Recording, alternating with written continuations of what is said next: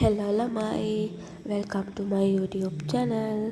ඔන්න ඉස්සරලාම කියන්න ඕනේ මගේ voice එක නම් පොඩ්ඩක් upset. මොකද හොඳටම හැම්බිරිස්සාව හැදිලා ඉන්නේ.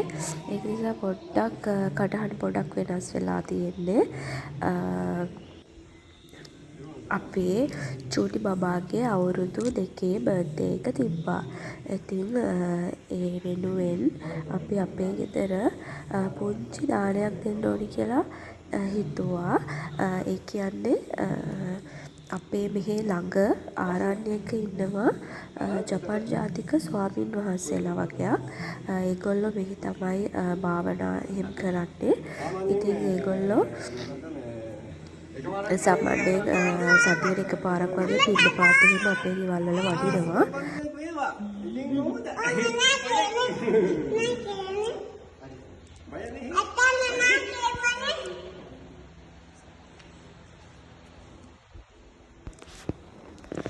මේ ස්වාමීන් වහන්සේලා මස් මාළු එහෙම මොනවත් වළඳන්නේ නැහැ.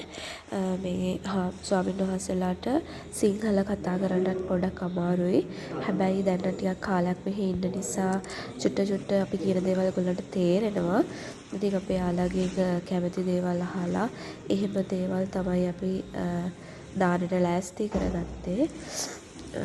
ගොඩක් කලාවට මේ ස්වාමීන් වහන්සේලා වළඳන්නේ එළවලු ಜಾති, පළතුරු, එතකොට කොළ ಜಾති, පලා ಜಾති වගේ දේවල් වලට තමයි මේගොල්ලෝ ගොඩක් කැමති. මම හිතන්නේ ජපන් ජාතික ස්වාමීන් වහන්සේලා නිසා වෙන්නත් ඇති එහෙම වෙන්න.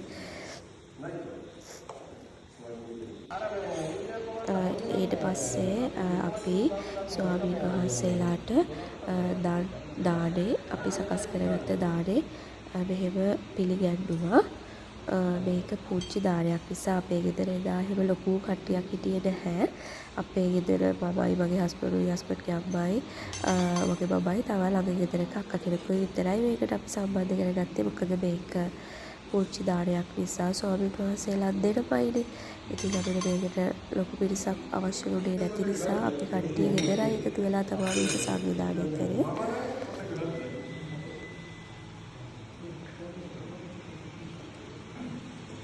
ස්වාමීන් වහන්සේලා මෙහෙම දානය පිළි අරගෙන දානි වැළඳුවට පස්සේ අපිට පින් දීලා පිරිත් කියලා පින් අනුමෝදන් කරලා ඒ වැඩ ටික කරා.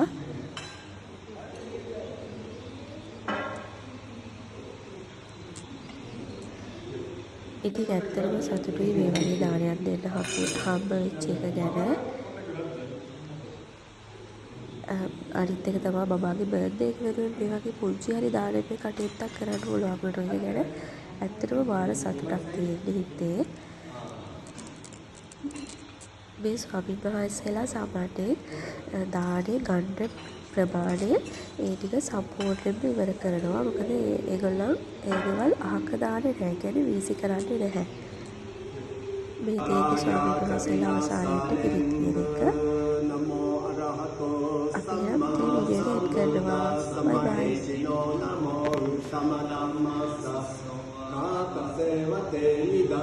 නමෝ මහා සංඝස්සා පිරිසුද්දසේ රාගී දිනෝ නමෝ මාතයවද්දසා